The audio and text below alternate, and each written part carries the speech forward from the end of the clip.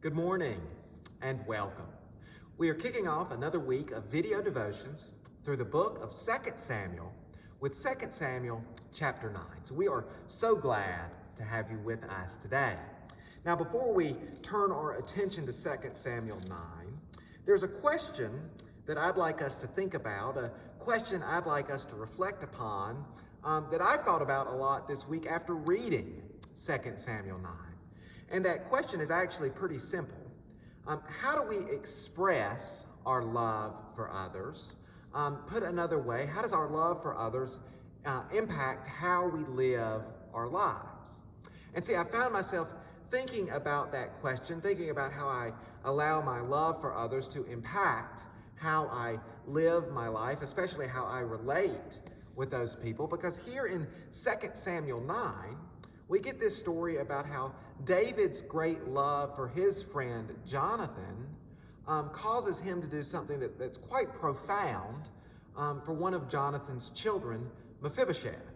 And I think that's how you say his name. I'm actually not 100% sure.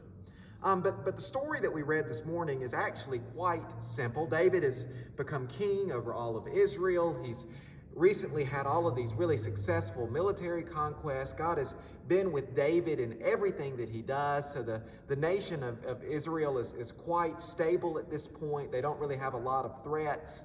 And David is enjoying this opulent life in his palace in Jerusalem. Things are going well for David.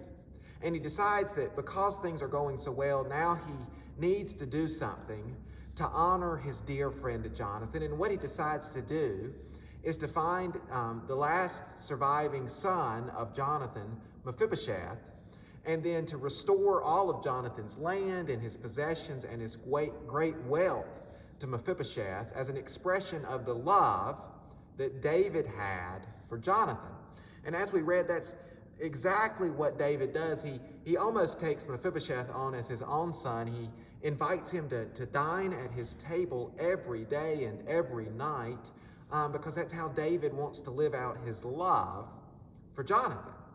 And that got me thinking, in our life, what opportunities do we have to go out of our way to express our love, our appreciation, our care for those that we're close to our family members, to our friends, to our fellow church members, to the people in our communities?